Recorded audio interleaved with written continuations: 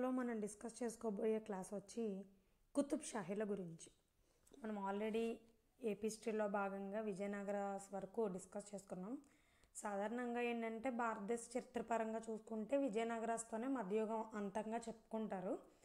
But Qutub షాహీలు మన ఆంధ్ర చరిత్రకు వచ్చేటప్పటికి ఆంధ్ర హిస్టరీ కావచ్చు, తెలంగాణ హిస్టరీ కావచ్చు, వీటి చరిత్రకు వచ్చేటప్పటికి కుతుబ్ షాహీల్ని ఇటు ఆధునిక యుగానికి ఆరంభికులుగానే చెప్తారు, అలాగే ఇటు మధ్య యుగానికి చివరి రాజవంశంగా కూడా చెప్తారనమాట.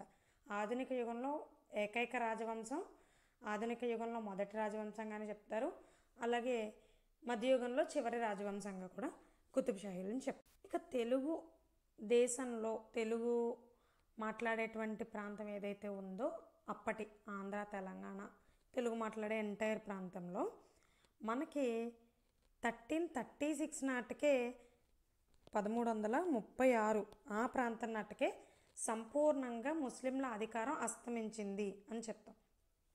ఎందుకని ఈ విజయనగర పాలకులు, రెడ్డి రాజులు, ముస్నూరు నాయకరాజులు వీళ్ళందరూ నడిపినటువంటి స్వాతంత్ర ఉద్యమం ఏదైతే ఉందో స్వేచ్ఛ కోసం, సో ఆ ఉద్యమంతోనే 1336తో ముస్లిం పరిపాలన అనేది పూర్తి స్థాయిలో అస్తమించింది. అయితే ఎప్పుడైతే ఇటు పక్కన మనకి తల్లికోట యుద్ధం జరిగిందో ఆ తర్వాత మళ్ళీ తెలుగు నేల మీద ఈ ముస్లిం పరిపాలన అనేటువంటిది మళ్ళీ ఆవిర్భవించిందని చెప్పొచ్చు అనమాట. అయితే ఇక్కడ ఒక గొప్ప విషయం ఏంటి అంటే మనం చెప్పుకుంటాం, మనం 1956లో మనకి ఆంధ్రప్రదేశ్ని అవతరణ దినోత్సవంగా చెప్పుకుంటాం. నవంబర్ 1, 1956 ఆంధ్రప్రదేశ్ అవతరణ. ఈ ఆంధ్రప్రదేశ్ అవతరణ అనేది దేనికి ప్రత్యేకంగా జరిగింది? ఇటు తెలుగు మాట్లాడేటువంటి ప్రాంతం ఏదైతే ఉందో ఈ హైదరాబాద్లో ఉండేటువంటి తెలుగు మాట్లాడే ప్రాంతాన్ని, అలాగే మద్రాసు నుంచి విడిపడినటువంటి ఆంధ్ర రాష్ట్రంలో ఉన్నటువంటి తెలుగు మాట్లాడే ప్రజల్ని ఈ తెలుగు అనేటువంటి ఒక లాంగ్వేజ్ బేసిస్ మీద కలుపుతూ ఆంధ్రప్రదేశ్ అనేటువంటిది ఒక సమైక్యాంధ్రగా ఏర్పాటైందనమాట. సో దానికోసం విషయాలందరూ ఉద్యమాలు జరిగాయని చెప్పుకున్నాం. అయితే అసలు ఈ తెలుగు మాట్లాడే వాళ్ళందరినీ ఏకతాటి మీదకి తీసుకువచ్చి పరిపాలించాలి, ఒకటే రాజ్యంగా తీసుకురావాలి అనేటువంటి ఆలోచనకి నాంది పలికినటువంటి రాజవంశంగా మనం కాకతీయుల్ని చెప్పుకున్నాం. అయితే మరలా కాకతీయుల తర్వాత ఓన్లీ ఈ లాంగ్వేజ్ బేసిస్ మీద తెలుగు మాట్లాడేటువంటి ప్రాంతాన్ని ఏకం చేసి పరిపాలించినటువంటి రెండవ రాజవంశం అంటే కనుక మనకి కుతుబ్ షాహీలుగా చెప్తాం. యాక్చువల్గా విజయనగర సామ్రాజ్య దేశాలు కూడా ఈ ఆల్మోస్ట్ కుతుబ్ షాహీలు పరిపాలించిన ప్రాంతం అంతానే పరిపాలించారు. కాకపోతే ఏంటంటే ఈ డెక్కన్ ప్లేట్యూ ఏదైతే ఉందో దీని మీద వాళ్ళకి కొంచెం పట్టు తక్కువ అనమాట. అటు మైసూర్ ప్లేట్యూ, మైసూర్ రీజియన్, దానికి ఆనుకుని ఉన్నటువంటి రాయలసీమ రీజియన్ మీద పట్టు ఎక్కువ ఉండింది కానీ విజయనగర వాళ్ళకి. అండ్ ఇంకోటి ఏంటంటే అక్కడ కొంత కన్నడ ఇన్ఫ్లుయెన్స్, తుళు ఇన్ఫ్లుయెన్స్ కూడా ఉండింది తెలుగుతో పాటుగా. కాబట్టి తెలుగు మాట్లాడే వాళ్ళని ఏకం చేసి పరిపాలించారని మనం విజయనగరం వాళ్ళ దగ్గర చెప్పలేము, కానీ కుతుబ్ షాహీల దగ్గర మనం చెప్తాం. సో ఆంధ్రులని తెలుగు అనే భాషా ప్రాతిపదిక మీద ఏకం చేసి పరిపాలించింది ఎప్పుడెప్పుడు జరిగిన సంఘటనలు అంటే, ఒకటి కాకతీయ వంశంలో జరిగింది, రెండవది కుతుబ్ షాహీల వంశంలో జరిగింది, 3 1956లో ఆంధ్రప్రదేశ్ ఆవిర్భావంతో జరిగిందనమాట. ఈ 3 సందర్భాల్లో మాత్రమే భాషా ప్రాతిపదికని ఏకం చేసి పరిపాలించడం జరిగింది. మరి ఆల్ ఆఫ్ ఏ సడన్ వీళ్ళలో ఆవిర్భవించడానికి కారణం ఏంటి అంటే ఈ వంశం పెద్దగా కారణాలు ఏమీ లేవు. గట్టిగా చెప్పాలంటే శ్రీకృష్ణదేవరాయలు చచ్చిపోవడం అని చెప్పొచ్చు అనమాట. ఆయన ఎప్పుడైతే చనిపోయాడో ఆ తర్వాత ఈ దక్కన్ పీఠభూమి మీద బాగా ప్రాబల్యం ఎక్కువైంది, ముస్లిం ప్రాబల్యం. అప్పటికే మనకు ఆల్రెడీ విజయనగర సామ్రాజ్యం చెప్పుకునేటప్పుడే సైమల్టేనియస్గా బహమనీల గురించి కూడా మనం డిస్కస్ చేసుకున్నాం. సో వాళ్ళు అప్పటికే 5 రాజ్యవంశాలుగా విడిపోవడం జరిగింది. వాళ్ళలో ఒక రాజవంశమే గోల్కొండ కుతుబ్ షాహీలు. ఒక్కో రాజవంశాన్ని ఒక్కో పేరుతో పిలుస్తారని చెప్పుకున్నాం. సో అహ్మద్ నగర్ వాళ్ళనేమో నిజాం షాహీలని, మనకి బీదర్ వాళ్ళనేమో బరీద్ షాహీలని ఇలా పిలుస్తారు. సో ఆ విధంగా గోల్కొండను పరిపాలించిన వాళ్ళని కుతుబ్ షాహీలు అనేవాళ్ళు అనమాట. సో అయితే వీళ్ళు ఇంచుమించుగా మనకి 1.5 శతాబ్దం అంటే దగ్గరగా 150 సంవత్సరాల పాటు కూడా నిర్విరామంగా పరిపాలన అనేది సాగించారు. సో వీరి పరిపాలనలోనే సైమల్టేనియస్గా మనకి బ్రిటిష్ వాళ్ళ స్థావరాలు ఆంధ్రప్రదేశ్లోని మచిలీపట్నం, ఈ పులికాట్ ఇవన్నిటిలోని కూడా డచ్ వాళ్ళు వీళ్ళంతా మెల్లగా స్థావరాలు ఏర్పరచుకోవడం, దానికి కుతుబ్ షాహీ రాజుల అనుమతులు ఇవ్వడం, ఇవన్నీ కూడా సైమల్టేనియస్గా ఆధునిక ఆంధ్రప్రదేశ్కి, ఆధునిక భారతదేశ చరిత్రకు కూడా ఒక పక్క నుంచి ఈ టైంలోనే పునాదులు పడుతూ వచ్చాయన్నమాట. వీళ్ళ పరిపాలనా కాలం వచ్చేటప్పటికి 1512లో గోల్కొండ పగ్గాలు చేపట్టి 1687లో చెప్పుకున్నాం కదా, 1.5 శతాబ్దం దగ్గర కానీ. సో అప్పటి వరకు పరిపాలించారు. 1687లో ఏంటంటే ఇది బ్రిటిష్ వాళ్ళ వశం అవ్వలేదు కానీ కుతుబ్ షాహీ రాజ్యం డైరెక్ట్గా మొఘలాయుల వశం అయిపోయి దక్కన్ అనేటువంటి సుబా ఏదైతే ఉందో, దక్కన్ సుబా అంటే అందులో ఒక స్టేట్ అనుకోవచ్చు. సో ఆ స్టేట్లో భాగంగా అంతర్భాగంగా కలిసిపోయిందనమాట 1687 నాటికి. సో ఆ తర్వాత మళ్ళీ అప్పటికే ఆంగ్లేయుల స్థావరాలు ఏర్పరచుకోవడంతో మెల్లమెల్లగా వీటి మీద దివానీ హక్కులు, నిజామీ హక్కులు ఇవి ఆంగ్లేయులకి మెల్లగా సంక్రమించడం, తర్వాత వాళ్ళు ఆక్రమించడం లాంటివి జరిగాయి. ఇందులో పరిపాలించినటువంటి ప్రధానమైనటువంటి రాజుల సంఖ్య వచ్చి మనకి 7 రాజులు ప్రధానంగా పరిపాలకులు. దీని మొదటి పరిపాలకుడు వచ్చి మనకి సుల్తాన్ కులీ కుతుబ్ షా. సుల్తాన్ కులీ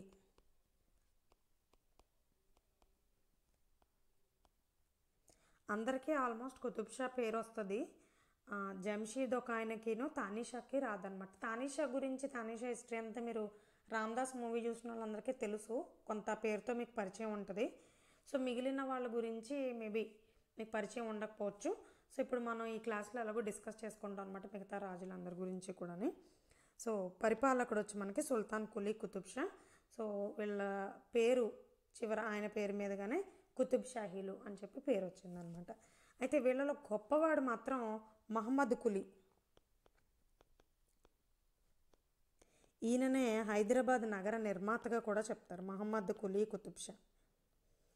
ఓకే, చివరి వాడు మనకి తానీషా అనమాట, అబుల్ హసన్ తానీషా. మరి వీళ్ళ చరిత్రను తెలుసుకోవడానికి కుతుబ్ షాహీలకి సంబంధించి మనకి ఆధారాలు ఏంటి అంటే, ఇంతకుముందు మనం రాజవంశాలను చూసుకుంటే కాయిన్స్ కావచ్చు, నెక్స్ట్ శాసనాలు కావచ్చు, బుక్స్ కావచ్చు, ఇలా రకరకాలు ఉన్నాయి. బట్ వీళ్ళ విషయానికి వచ్చేటప్పటికి మనం అన్నీ గుర్తుపెట్టుకోక్కర్లేదు. జస్ట్ ఓన్లీ లిటరరీ వర్క్స్, సాహిత్య ఆధారాలు మాత్రమే ఉన్నాయి. అది కూడా 5 అనమాట. సో మీరు ఆ పర్షియన్ పేర్లు అవి గుర్తుపెట్టుకోవాలి, అంత మిగతా పేర్లలాగా ఇవి గుర్తుండవని చెప్పి చాలామంది చాప్టర్కి వచ్చేటప్పటికి భయపడుతూ ఉంటారు. బట్ అవసరం లేదండి, జస్ట్ ఒక 5 పేర్లను గుర్తుపెట్టుకుంటే చాలన్నమాట. సో దాంట్లో ఒకటి వచ్చి మనకి మన అమీర్ ఖుస్రో ఉన్నారు కదా మన ఢిల్లీ సుల్తాన్ల కాలంలో. సో ఆయన రచించినటువంటి ఖజాయినుల్ ఫుతూ నొహఫిర్ అనమాట. ఖజాయినుల్ ఫుతూ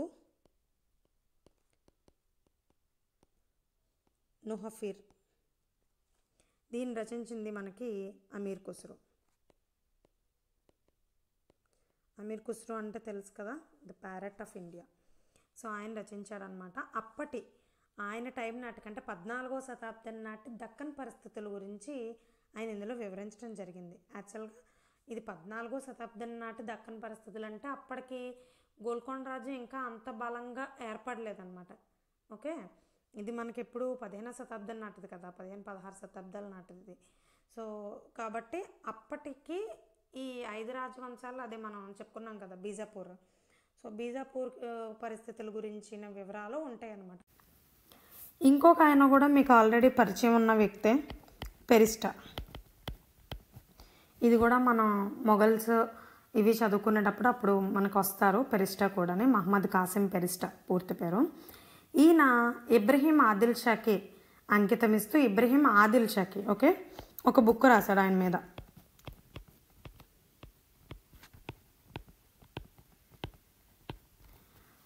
ఆ బుక్లో ఏంటంటే ఈ దక్కన్ రాజకీయ వ్యవస్థ, అప్పటి పరిస్థితుల గురించి, బీజాపూర్ సుల్తాన్ల గురించి, వీటి గురించి దానిలో మనకి రచించడం జరిగిందనమాట పెరిస్టా. ఆయన కొన్నాళ్ళ బీజాపూర్ సుల్తాన్ అనేటువంటి ఇబ్రహీం ఆదిల్ షా కొలువులో ఉండేవాడు. సో అందుకని రాజుగారికి దాన్ని అంకితంగా ఇచ్చాడు. కాబట్టి ఆ బుక్కి ఇబ్రహీమీ గుల్షన్ అనేటువంటి పేరుంది బుక్ పేరు ఇబ్రహీమీ గుల్షన్.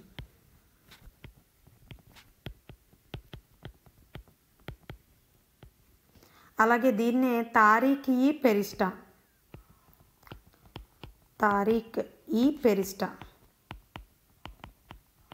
ఇలా కూడా పిలుస్తారనమాట.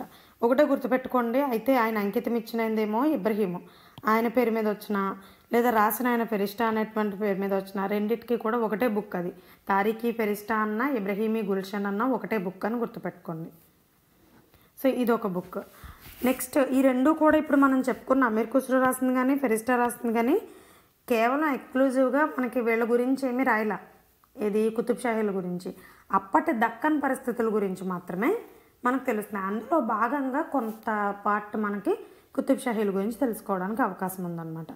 అండ్ ఇంకొకటి, ఈ పుస్తకాలన్నీ కూడా పర్షియన్ లాంగ్వేజ్లో రాసినవి ఈ బుక్స్ అన్నీ కూడా. ఇంకొకటి మనకి అలీ బిన్ తైఫు బుస్తానీ అనేటువంటి ఆయన. సో ఇంత పేరు గుర్తుపెట్టుకోలేను అంటే బుస్తానీ అని గుర్తుపెట్టుకోండి. మన బుస్తానీ దస్తా పేపర్లో బస్తా పెన్నులతో ఒక బుక్ రాశారు, ఖాళీగా ఉండడం ఎందుకని. ఆ బుక్కే సలాతిన్ కుతుబ్ షాహీ. యాక్చువల్గా దాని పూర్తి పేరు వచ్చి హదికాతున్ ఉస్ సలాతిన్ కుతుబ్ షాహీ. సో ఇంత పెద్ద పేరు గుర్తుపెట్టుకోవాలనంటే కుతుబ్ షాహీ గుర్తుపెట్టుకోండి, సలాతిన్ కుతుబ్ షాహీని గుర్తుపెట్టుకోండి, మన బస్తా పేపర్లోనే బుస్తానీని గుర్తుపెట్టుకోండి. అలా గుర్తుపెట్టుకొని కుతుబ్ షాహీల మీద మరి మొత్తం కుతుబ్ షాహీలకి సంబంధించి అంతా రాశాడనే పేరుని బట్టి అర్థమైపోతుంది మనకి. నెక్స్ట్ ఇంకొకటి, ఈ తాజ్మహల్ డియోళ్ళు మనకి ముంతాజ్ మహల్ ఏదైతే ఉందో ఆ బొమ్మ బ్రాండింగ్ వేసుకుంటారు కదా. సో ఎంతసేపు టీయేనా అని చెప్పి ఈ ముంతాజ్ మహల్కి బదులు ముంతాకాబ్ అనే బుక్ని, ముంతాకాబ్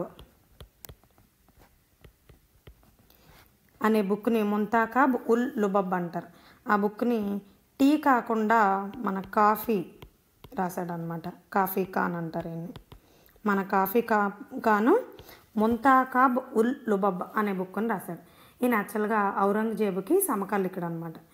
ఆ టైంలో గోల్కొండ రాజ్య ఆక్రమణ ఏ విధంగా జరిగింది, గోల్కొండ రాజ్య స్థాపన ఏ విధంగా జరిగింది, ఈ విషయాలన్నీ కూడా కుతుబ్ షాహీ సామ్రాజ్య స్థాపనకి సంబంధించిన వివరాలన్నీ కూడా మనకి ఈ ముంతాబ్ ఖాన్ అనే బుక్లో కాఫీ ఖాన్ రచించాడు అనమాట. ఓకే, నెక్స్ట్ గిరిధరి లాల్ హకీల్ అనేటువంటి ఆయన, గిరిధరి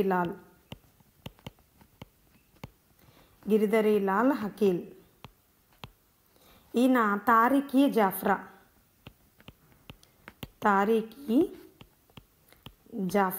అనేటువంటి బుక్ను కూడా రాశారు. ఇది కూడా కుతుబ్ షాహీల సామ్రాజ్యానికి సంబంధించి పరిపాలనకు సంబంధించినటువంటి వివరాలను అందిస్తుంది అనమాట. సో ఇక్కడ ఉన్నవాళ్ళు ఈ గిరిధరి లాల్ అనేటువంటిది ఒకటే హిందూ పేరు, కానీ బుక్ కూడా మీకు పర్షియన్ బుక్. తారీఖీ అని వచ్చిందంటే అది పర్షియన్ లాంగ్వేజ్ అని అర్థం. ఓకే, అదే గుర్తుపెట్టుకోండి. ఈ 5 పుస్తకాలు కూడా పర్షియన్ లాంగ్వేజ్ బుక్స్. ఇది ఈ 5 ఆధారాలు కూడా దక్కన్లో వాళ్ళ యొక్క రాజ్యస్థాపన, వాళ్ళ పరిపాలనకు సంబంధించి మనకి లభిస్తున్నటువంటి ఆధారాలు. దీన్ని బేస్ చేసుకునే మనం కుతుబ్ షాహీల గురించి తెలుసుకోగలిగామన్నమాట. సో దీని వంశ స్థాపకుడు సుల్తాన్ కులీ కుతుబ్ షా. ఓకే, సుల్తాన్ కులీ అని గుర్తుపెట్టుకోండి.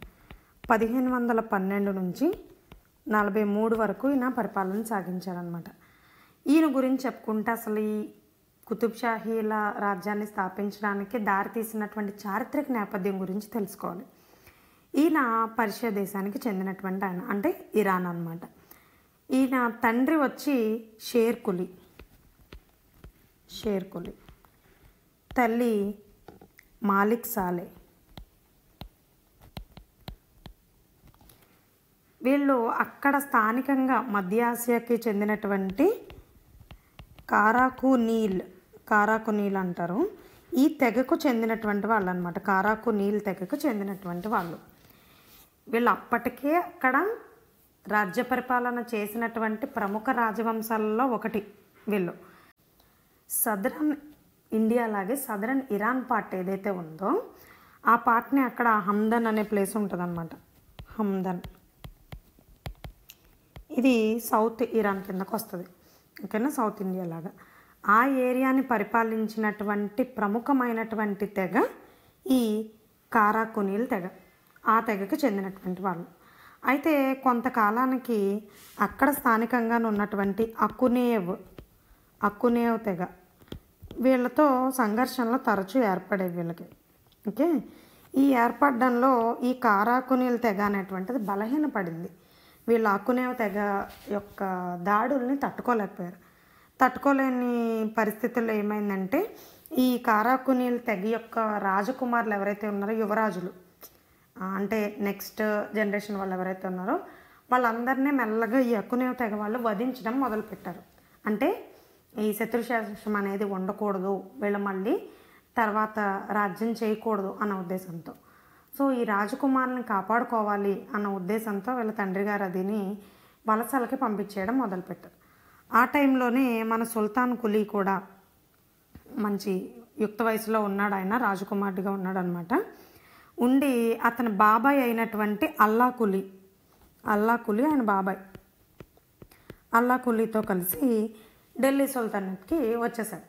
ఢిల్లీ సుల్తాన్ల ఆస్థానంలో కొంతకాలం ఉన్నారు. ఉన్న తర్వాత ఈ బాబాయ్ అబ్బాయి ఇద్దరికీ కూడా అర్థమైపోయిన సిచ్యువేషన్, ఢిల్లీ సుల్తాన్లు ఆల్రెడీ క్షీణదశలో ఉన్నారు, పెద్ద అంత గొప్పగా ఏమీ లేదు మనం అనుకున్నట్టు అని చెప్పేసి మెల్లగా సౌత్ ఇండియాకి వచ్చేసారు. సౌత్ ఇండియాకి ఇక్కడికి మనకి బీజాపూర్కి వచ్చేటప్పటికి బీజాపూర్ కూడా ఆల్మోస్ట్ కొంత అంత గొప్పగా ఏం లేదు, అంతర్దశలోనే ఉందన్నమాట. అయితే ఏంటంటే మిగతా దేశాల నుంచి ఏదైతే ముస్లిం కంట్రీస్ ఉన్నాయో, అరేబియా నుంచి కానీ, పర్షియా నుంచి కానీ, ఇంకెతరత్ర ముస్లిం కంట్రీస్ అన్నిటి నుంచి, టర్కిస్తాన్ నుంచి కానీ, వీటన్నిటి నుంచి కూడా కాందీ సీకులు అంటే ముస్లింలు అనమాట, వలస వచ్చినటువంటి ముస్లింలు. వీళ్ళంతా కూడా ఎక్కువగా బీదర్ రావడం గమనించారు. ఎందుకంటే సముద్ర మార్గానికి దగ్గరగా ఉంది కాబట్టి అందరూ కూడా సౌత్ ఇండియా మీదుగానే వచ్చేవాళ్ళు, ఈ ముస్లిం కంట్రీస్ నుంచి వచ్చేవాళ్ళు అందరూ. సో ఇది గమనించి ఏం చేశాడు, అక్కడే బీజాపూర్ సుల్తాన్ దగ్గరే నమ్మకస్తుడుగా ఉండి అతని కొలువులోనే చాలా తక్కువ కాలంలోనే మంచి ఉద్యోగం సంపాదించుకుని తిరుగుబాట్లలోని, యుద్ధాల్లోని మంచి పాత్ర పోషించాడు అనమాట. పోషించి మన అప్పటి బీజాపూర్ సుల్తాన్ అయినటువంటి సుల్తాన్ మహమ్మద్ యొక్క అభిమానాన్ని బాగా పొందడమే కాకుండా ఖవాస్ ఖాన్ అనేటువంటి బిరుదును కూడా పొందాడు అతని నుంచి. ఖవాస్ ఖాన్. అయితే కొన్ని చరిత్రల ద్వారా ఏం తెలుస్తుంది అంటే ఇతను ఆ బీజాపూర్ వచ్చేటప్పటికి అక్కడ గుర్రాల వ్యాపారం చేసుకునేవాడు. ఈ మధ్య ఆసియా నుంచి గుర్రాలను తీసుకొచ్చి ఈ బీజాపూర్ రాజ్యంలో అమ్ముకుంటూ ఉండేవాడని కొందరు అన్నారు. కొంతమంది చరిత్రకారులు ఏమన్నారంటే ఇతను ఈ సుల్తాన్ మహమ్మద్ సుల్తాన్ ఎవరైతే ఉన్నారో అతని దగ్గర ఒక బానిసగా ముందు జాయిన్ అయ్యాడు, బానిసగా ఆయన కొనుక్కున్నాడు ఇన్ని, అతని దగ్గర బానిసగా పనిచేస్తూ మెల్లగా అతని మెప్పు పొందాడు అని చెప్పి కొందరు అన్నారు. ఏదేమైతేనే చాలా తక్కువ కాలంలోనే అతను మంచి ఉన్నతమైన పొజిషన్లోకి వెళ్ళిపోయాడు అనమాట బీజాపూర్ సుల్తానేట్లో. ఇంకా సుల్తాన్ కోసం తన ప్రాణాలనన్నా అడ్డేసే అంత రేంజ్లో బాగా పోరాడేవాడు అనమాట. అఫాకీ అనేటువంటి ఒక వర్గం ఉండేది ఈ సైన్యంలో, అఫాకీ వర్గం, తుపాకీలాగా అఫాకీ అనమాట. సో ఆ వర్గానికి ఇతను నాయకత్వం వహించేవాడు. ఎవరు? మన సుల్తాన్ కులీ కుతుబ్ షా. ఇతని పేరు యాక్చువల్గా సుల్తాన్ కులీనే. ఇతను గోవాని పరిపాలిస్తున్నటువంటి జిలానీ అనేటువంటి ఆయన బాగా ఈ బీజాపూర్ మీద బాగా తిరుగుబాటు చేసేవాడు. ఆ తిరుగుబాటుని అణిచివేసి జిలానీని బాగా ఖండించినందుకు గాను ఆ సందర్భంగా ఈయనకి మహమ్మద్ మెచ్చుకుని సంతోషించి ఈ సుల్తాన్ కులీకి కుతుబ్ ఉల్ ముల్క్ అనేటువంటి బిరుదు ఇచ్చాడు అనమాట. మళ్ళా ఇందాక ఖవాస్ ఖాన్ అని ఇచ్చాడు అనుకున్నాం కదా, ఇప్పుడు ఇంకొక బిరుదు కుతుబ్ ఉల్ ముల్క్.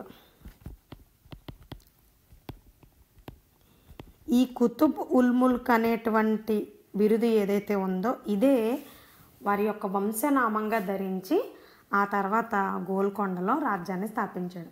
ఇక గోల్కొండ విషయానికి వస్తే దానికి అంతకుముందే వీళ్ళు రాజ్యం స్థాపించిన తర్వాత మాత్రమే అది వెలుగులోకి రాలా. అంతకుముందు నుంచే చాళుక్యుల యుగం నుంచే మంచి ప్రాశస్త్యం కలిగినటువంటి ప్లేస్ అనమాట. అప్పట్లో దాని పేరు మంగళవారం కాదు, మంగళవారం అనమాట. గోల్కొండ పాత పేరు మంగళవారం. అండ్ గోల్కొండ కోట అనేటువంటిది కుతుబ్షాహీలు వచ్చాక బాగా దేదీప్యంగా కట్టించారేమో కానీ అంతకుముందు కాకతీయుల కాలంలోనే అక్కడ ఒక దుర్గాన్ని కాకతీయులు కట్టించడం జరిగింది. అండ్ ఆ కొండ మీద గోవులని ఎక్కువగా మేపడానికి తీసుకెళ్లేవాళ్ళు కాబట్టి గోవుల్ని మేపే కొండగా దానికి పేరుండి అది నానుడిలో వాడుక భాషలో గోల్కొండ అయిందంటే, ఇప్పుడు ఫాస్ట్గా అంటే గోల్కొండ గోల్కొండ గోల్కొండ అని ఫాస్ట్గా అంటే అది గోల్కొండ అయిందనమాట. సో ఇది గోల్కొండ హిస్టరీ. ఆ తర్వాత దానిలో మన సుల్తాన్ కులీ కుతుబ్ షా రాజ్యాన్ని స్థాపించడం జరిగింది.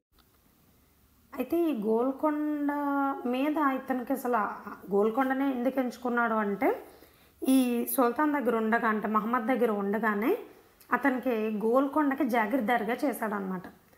ఆయన జాగీర్దార్గా ఉన్న టైంలోనే అతనికి ఏ అధికారం లేనప్పుడే ఆల్రెడీ కాకతీయులు కట్టించిన కోటకే మరమ్మతులు అవి చేయించి కొంత రెనోవేషన్ వర్క్ అది చేయించుకున్నాడు అనమాట, జాగీర్దార్ అయినప్పటికీ సుల్తాన్ కానప్పటికీ. ఆ తర్వాత మహమ్మద్ మరణానంతరం స్వతంత్రించి గోల్కొండ రాజ్యాన్ని స్థాపించుకున్నాడు. కొంతమంది అభిప్రాయం ప్రకారం ఏంటంటే ఇతనితో పాటు సమకాలీకులైనటువంటి మన బీజాపూర్ సుల్తాన్ యూసఫ్ ఆదిల్ షా, అలాగే అహ్మద్ నగర్ పాలకుడైనటువంటి అహ్మద్ నిజాం షా వీళ్ళు ఉన్నారు కదా, వీళ్ళతో పాటుగానే 1489 ఆ ప్రాంతంలోనే మన కులీ కుతుబ్ షా కూడా స్వతంత్రించి రాజ్యాన్ని స్థాపించాడని కొంతమంది చెప్తారు. బట్ దానికి యాక్చువల్గా ఆధారాలు లేవు. ఇప్పటి వరకు మనకు దొరుకుతున్నటువంటి ఆధారాల ప్రకారం ఏంటంటే 1512లోనే ఈయన స్వతంత్రించాడని తెలుస్తుంది మనకి. అయితే ఈయన పరిపాలన విషయానికి వస్తే చాలా మంచివాడనమాట. నిగర్వి గర్వం అది లేకుండా పరిపాలించాడు. యాక్చువల్గా ఏంటంటే ఈ ముస్లిం పాలకులలో స్వతంత్రాన్ని పొందిన తర్వాత అంటే స్వతంత్ర రాజు అని చెప్పాలంటే, మనకి సోవరాన్ అని చెప్పాలంటే పేరు చివర షా అనేటువంటిది చేరుస్తారు. షాహీ అనేటువంటిది షా అనేటువంటిది చేరుస్తారు. మనం చదివేటప్పుడు చెప్పేటప్పుడు ఆయన్ని గౌరవంగా సుల్తాన్ కులీ కుతుబ్ షా అని చెప్తాం కానీ నిజానికి సుల్తాన్ కులీ కుతుబ్ షా ఆయనకి ఇచ్చినటువంటి బిరుదు ఉంది కదా, ఏది కుతుబ్ ఉల్ ముల్క్ అనే బిరుదు, ఆ బిరుదుతోనే సంతృప్తి పడ్డాడంట. షా అనే బిరుదును ఆయన ఎప్పుడూ కూడా ఆయన పరిపాలనా కాలంలో ధరించలేదంట. షా అనే గుర్తు నాకు వద్దు, జస్ట్ నేను కుతుబ్ ఉల్ ముల్క్గానే ఉంటాను అంటే ఆయన ఒక జాగీర్దార్గానే స్వతంత్ర రాజ్యం ఏర్పరిచినా కూడా ఈ జాగీర్కి నేను అధిపతిని అంతే తప్పించి నేను సార్వభౌముడిని కాదు అనేటువంటి అటిట్యూడ్తోనే ఉండేవాడు. అందుకనే ప్రజలు ఆయన్ని ఎంతో ప్రేమగా బడే మాలిక్ అని పిలుచుకునేవాళ్ళు. అంటే పెద్ద సర్దార్ అని అర్థం అన్నమాట బడే మాలిక్ అంటే. అదేవిధంగా సుల్తాన్ అనేటువంటి బిరుదును కూడా ఈయన రాజ్యాన్ని ఏర్పాటు చేసుకున్న వెంటనే పొందలా. ఇక్కడ 1512లోనే ఈయన రాజ్యానికి వచ్చాడు. కానీ ఈ బీజాపూర్ సుల్తాన్ ఎవరైతే ఉన్నారో వాళ్ళలో మూడవ మహమ్మద్ ఆ తర్వాత గవాన్ వీళ్ళిద్దరూ కూడా మరణించిన తర్వాత ఈ 1518లోనే ఆయన పేరుని సుల్తాన్ అనేటువంటిది కూడా చేర్చుకుని అప్పుడు అఫీషియల్గా స్వతంత్రించినట్టు చెప్పుకున్నాడు అనమాట ఈయన.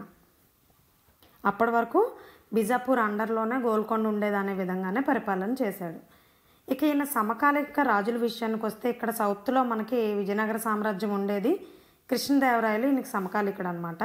అలాగే పైన నార్త్లో చూసుకుంటే మొఘల్ సామ్రాజ్యంలో బాబరు హుమయూను అంటే అప్పటికి మొఘల్ సామ్రాజ్యం వచ్చేసింది. చెప్పాను కదా ఈయన ఢిల్లీ సుల్తాన్లు క్షీణదశలో ఉన్నారనే కదా ఈయన సౌత్కి వచ్చేసాడు. సో ఈయన ఇక్కడ స్వతంత్రించినట్టుకి అక్కడ మొఘలులు స్వతంత్రించారనమాట. సో మొఘలులో స్టార్టింగ్ బాబరు హుమయూను కూడా ఈయన సమకాలికులుగా చెప్తారు. ఇక ఈయన పరిపాలన విషయానికి వస్తే ఈయన కుల మత భేదాలకు అతీతంగా ఆయన కొలువులో ప్రతి ఒక్కరిని కూడా చేర్చుకున్నారు. అలాగే తెలుగు కవులను కూడా ఆయన ఆస్థానంలో చేర్చుకున్నట్లుగా మనకి భట్టుమూర్తి అనేటువంటి ఆయన ప్రేరణ వల్ల విజయనగర సామ్రాజ్యంలో ఉండేటువంటి భట్టుమూర్తి ఇన్స్పిరేషన్గా తీసుకుని ఆయన ప్రేరణతో ప్రోత్సాహంతో ఈయన ఆస్థానంలో కూడా తెలుగు కవులను పెట్టుకున్నాడు అనేటువంటి విషయం అర్థమవుతుంది. అండ్ ఇంకొకటి ఏంటంటే కుతుబ్ షాహీ మన సుల్తాన్ కులీ కుతుబ్ షాహీ అప్పట్లో ఉన్నటువంటి సమకాలీన రాజుల్లోనే అత్యధిక సంపన్నుడిగా మనకి షేర్వాణి అనే చరిత్రకారుడు పేర్కొన్నాడు ఈయన గురించి. అప్పట్లో మనకి శ్రీకృష్ణదేవరాయలు బాగా సంపన్నుడు అని చెప్పి పేర్కొన్నాడని చెప్పుకున్నాం కదా. సో ఇక్కడ మనకి ఇటు సైడ్ దక్కన్ సైడ్ చూసుకుంటే ఉన్న వాళ్ళలోకి ఈ కులీ కుతుబ్ షా సంపన్నుడు అనమాట. ఎందుకని గోల్కొండ వజ్రపు గనులకి ప్రసిద్ధి కదా. సో అందువల్ల అనమాట. అక్కడ విజయనగరం కూడా వజ్రాలు రాసుల కోసం అమ్మేవాళ్ళు. ఎందుకని కర్ణాటక ఏరియా, మైసూర్ ప్లాట్యూ ఇదంతా కూడా గోల్డ్ మైన్స్కి వాటికి ఫేమస్ అక్కడ, రత్నాలకి వీటికి. అదేవిధంగా ఇక్కడ గోల్కొండ కూడా వజ్రాలకి ఫేమస్ అనమాట. సో ఆ విధంగా ఈయన సుసంపన్నుడిగా కూడా మనకి షేర్వాణి అనే అతను చెప్పాడు. అయితే ఈయన రాజ్య విస్తరణలో తోడ్పడినటువంటి ముఖ్యమైనటువంటి సేనాధిపతులను చూసుకుంటే ఒక ఆయన ముస్లిము, ఇంకొక ఆయన బ్రాహ్మణ్ అనమాట. ఆయనే మురారీరావు అని ఆయనేమో బ్రాహ్మణ, అలాగే హైదర్ ఉల్ ముల్క్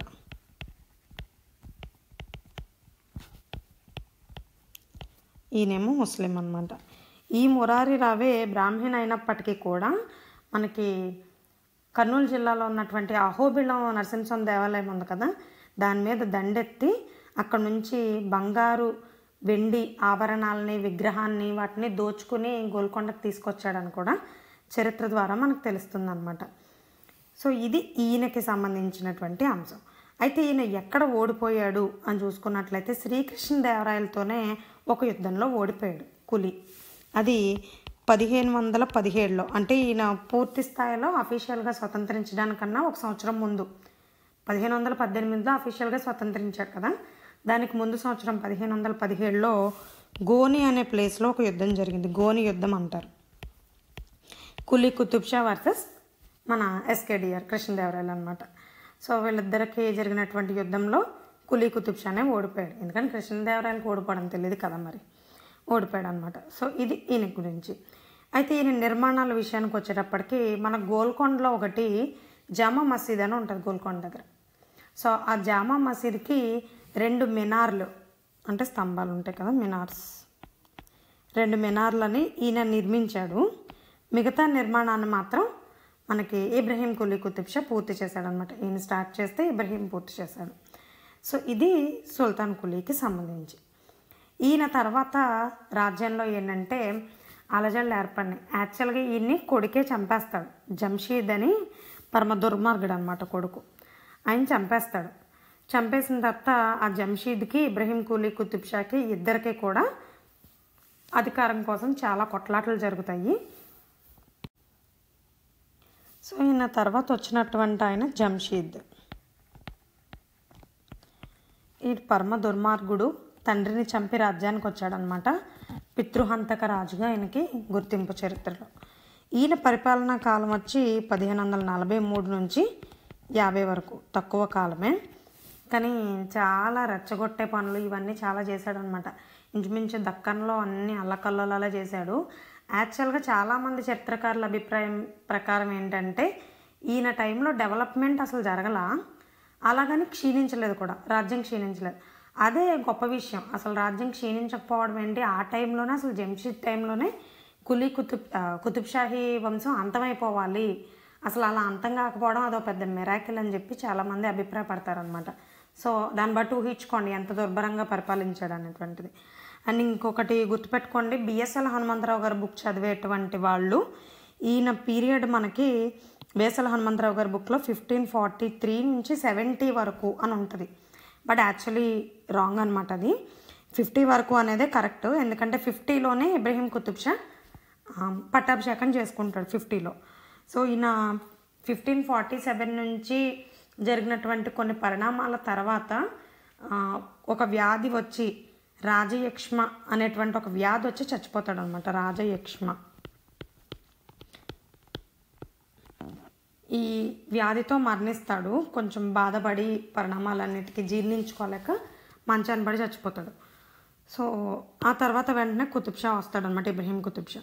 సో కాబట్టి ఆ కరెక్షన్ చేసుకోండి, 50 వరకు అని పెట్టుకోండి. మన సుల్తాన్ కులీ కుతుబ్ షాకి మొత్తం 6 కొడుకులు.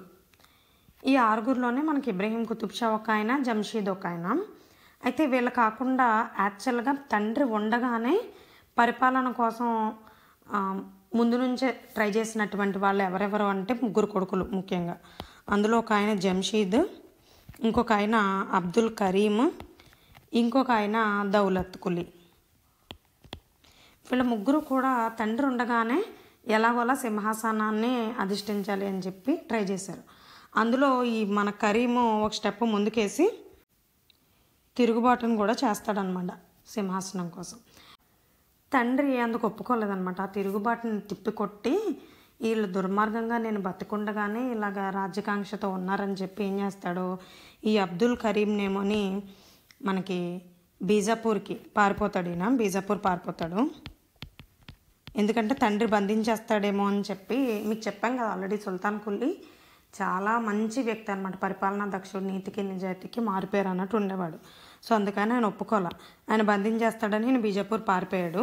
ఈ జంషీద్నేమో గోల్కొండ కోట లోపల బంధించేశాడు.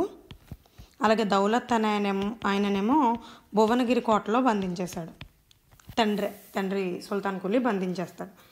ఈ బంధించినందుకే ఈ జంషీద్ తండ్రి మీద కక్ష కడతాడు. కక్ష కట్టి ఈ చిన్నోడు, అందరికన్నా చిన్నోడు ఇబ్రహీం కులీ కుతుబ్ షా, ఆయన తండ్రి మాటకి రాముళ్లాగా అనమాట. తండ్రి మాటను జవదాటడో, తండ్రి పట్ల మంచి విధేయతగా ఉండి బాధ్యతాయుతమైన పదవులన్నీ నిర్వర్తించేవాడు అనమాట. ఆయనకి దేవరకొండ అనేటువంటి ఊరు ఉంది కదా మనకి నల్గొండ డిస్ట్రిక్ట్లో. సో దేవరకొండకి రాజు ప్రతినిధిగా ఉండేవాడు తండ్రి ఉన్న టైంలో. సో ఆయన ఉన్న దాంట్లోనే ఎప్పుడు రాజ్యం కోసం కాంక్షించకుండా దేవరకొండని పరిపాలించుకుంటూ ఉండేవాడు అనమాట. సో అతనికి ఎక్కడ పగ్గాలు ఇస్తాడో ఈ తండ్రి, ఈ సుల్తాన్ కులీ ఈయన బతికుండగా అనౌన్స్మెంట్ చేయకుండా ఉండాలి అంటే ఆ అనౌన్స్మెంట్ వచ్చేలోపే ఈయన లేపేయాలి అని చెప్పి వీళ్ళిద్దరంటే దూరంగా ఉన్నారు కరీము దౌలత్. కానీ జంషీద్ ఎక్కడున్నాడు, గోల్కొండ కోటలోనే బందీగా ఉన్నాడు. సో మొత్తానికి తప్పించుకుని వచ్చి బందిఖానా నుంచి తండ్రిని చంపేస్తాడనమాట. సో ఆ విధంగా పాపం ప్రాణం మీద తెచ్చుకున్నాడు. అతన్ని కూడా దూరంగా ఉంచితే గొడవ లేకపోదును, బట్ పక్కలోనే బళ్ళాన్ని పెట్టుకున్నట్టు గోల్కొండ కోటలోనే పెట్టుకోవడం అనేది ప్రమాదమైందనమాట. అది కూడా ఎలాగంటే పాపం మసీదులో ప్రార్థన చేసుకుంటూ ఉండగా చంపేస్తాడు తండ్రిని. అది చూడండి, అది చాలా అసలు మరీ బాధాకరమైనటువంటి విషయం అనమాట. ఇస్లాంలో దాన్ని అసలు ఒప్పుకోరు అలాంటి వాటిని. సో ప్రార్థన చేసుకుంటుండగా నమాజ్ మధ్యలో ఉండగా చంపేస్తాడనమాట. మిగతా ఆయనకి కొంత వర్గాన్ని ఏర్పరచుకొని అందులో ముఖ్యంగా ఈయనకి హెల్ప్ చేసినటువంటి ఆయన మీర్ మహమ్మద్ హమ్దానీ.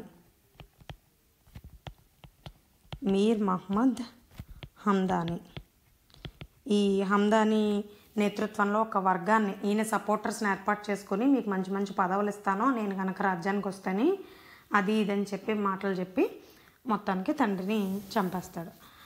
అయితే ఈయన తర్వాత ఏమవుతుంది అంటే, ఈ ఇబ్రహీం కులీ కుతుబ్ షా ఉన్నాడు కదా, ఈయన ఎక్కడ మళ్ళీ రాజ్యానికి కావాలంటాడో అని చెప్పి తమ్ముడైనటువంటి కులీ కుతుబ్ షాని కూడా చంపాలని ప్రయత్నిస్తాడు. ఈ ప్రయత్నాన్ని ఇబ్రహీం కులీ కుతుబ్ షా ఒప్పుకోడు. ఆయన ఏం చేస్తాడు, ఇబ్రహీం కులీ కుతుబ్ షా అమ్మో ఇక్కడ ఉండడం డేంజరే, వీడు సింహాసనం ఎక్కాడు దుర్మార్గుడు అని చెప్పి హెల్ప్ కోసం బరీద్ దగ్గరికి పారిపోతాడు అనమాట. బీదర్ పారిపోతాడు ఆయన ఇబ్రహీం కులీ కుతుబ్ షా. పారిపోతే అప్పటి పాలకుడు ఎవరు, బీదర్ పాలకుడు మాలిక్ బరీద్. సో బీదర్ ఆయనేమో ఇబ్రహీం కులీ కుతుబ్ షాకి సపోర్ట్ చేస్తాడు ఫస్ట్ నుంచి. ఈ జంషీద్కేమో మిగతా వాళ్ళు, అంటే మిగతా రాజ్యాలు ఉన్నాయి కదా, బీరార్, అలాగే నిజాం షాహీలు, అహ్మద్నగర్ నిజాం షాహీలు, బుర్హాన్ నిజాం షా, వీళ్ళంతా కూడా ఈయనకి సపోర్ట్ చేస్తారు. ఎవరికి, జంషీద్ వర్గం అన్నమాట వీళ్ళు. సో ఈ రకంగా గోల్కొండలోనే కాదు, వీళ్ళ సమస్య మొత్తం దక్కన్కే సమస్యగా మారి 2 వర్గాల కింద విడిపోయి, 5 రాజ్యాలు కూడా 2 వర్గాల కింద విడిపోయి వీళ్ళ ముగ్గురు ఒకటి, వీళ్ళిద్దరూ ఒకటి కింద పోరాటం అనేది జరుపుతారనమాట. సో దాంట్లో భాగంగానే ప్రతిసారి కూడా మాలిక్ బరీదు, ఇబ్రహీం కులీ కుతుబ్ షా వీళ్ళ వర్గం ప్రతి యుద్ధంలోని కూడా ఓడిపోవడం, మళ్ళీ బీదర్ దాకా పారిపోవడం ఇవన్నీ జరిగేవి. కానీ ఎప్పుడు కూడా మాలిక్ బరీదు ప్రతీకారం తీర్చుకోవాలి జంషీద్ మీద అని చెప్పే ఉండేవాడు అనమాట. ఎందుకంటే ఆయనకు సంబంధించినటువంటి ధనరాశులన్నింటినీ కూడా కొల్లగొట్టి ఆయన తరిమి కొట్టి ఆయన గోల్కొండకు తీసుకొచ్చేవాడు ప్రతిసారి జంషీద్. సో ప్రతిసారి మళ్ళీ ఆయన కోల్పోయినవి అన్నీ తిరిగి తెచ్చుకోవాలని ప్రతిసారి రావడం. ఒకసారేమో పటాన్ చెరువు యుద్ధం జరుగుద్ది. ఇంకోసారేమో కొల్పగూర్ అనేటువంటి యుద్ధం జరిగిద్ది అనమాట. ప్రతి దాంట్లోనే కూడా మాలిక్ బరీదే ఓడిపోతూ వచ్చాడు. సో ఇది ఇలా ఉండగా 1547 దీన్ని దక్కన్ సంబంధాల్లో కొత్త పరిణామంగా చెప్పుకోవచ్చు అనమాట. ఇప్పుడు మనం చూస్తే ఇక్కడ గోల్కొండ నుంచి జంషీద్, బేరార్ నుంచి ఏమో మనకి బుర్హాన్ నిజాం షా, అలాగే మనకి ఉమాద్ ఉల్ ముల్క్ వీళ్ళు ముగ్గురు కలిశారు. అహ్మద్ నగర్ వీళ్ళు ముగ్గురు కలిశారు. ఇక్కడ చూసుకుంటే ఇక్కడ బేదర్ ఆయన, ఇది బేరారు, ఇది బేదర్. ఈ బేదర్ ఆయన ఒక ఆయన ఉన్నాడు. ఇంకా మనకు మొత్తం 5 రాజ్యాలు కదా మనకి ఈ దక్కన్ పరిపాలకులు. 5వ ఆయన ఎవరు అంటే మనకి ఆదిల్ షా, బీజాపూర్ సుల్తాన్ అనమాట. అప్పటి బీజాపూర్ సుల్తాన్ ఎవరు అంటే ఇబ్రహీం ఆదిల్ షా. వీళ్ళ ముగ్గురు కలిసి నువ్వు కూడా మా గ్రూప్లో జాయిన్ అవ్వాలి, మా గ్రూప్కి మరింత బలం చేకూరుతుంది అని చెప్పి ఈ మాలిక్ బరీద్ మీద బేదర్ని ఆక్రమించుకునే విధంగా ఇతన్ని రెచ్చగొడతారు ఆదిల్ షాని. ఆదిల్ షా కూడా దానికి ఒప్పుకుని ఇందులో చేరతాడు. దీనిలో భాగంగానే ఏమవుద్దంటే మనకి ఒకళ్ళేమో విజయనగరం మీద, ఇంకొకళ్ళేమో బేదర్ మీద దండెత్తారు. అందులో ముఖ్యంగా నిజాం షాహీ ఉన్నాడు కదా, ఈ అహ్మద్ నగర్ నిజాం షాహీ, ఈయనేమో బేదర్ మీద, అలాగే ఇబ్రహీం ఆదిల్ షా ఏమో విజయనగరం మీద దండెత్తుతారనమాట. దండెత్తి ఆయా ప్రాంతాలని, విజయనగర ప్రాంతాలని ఆక్రమించాడు.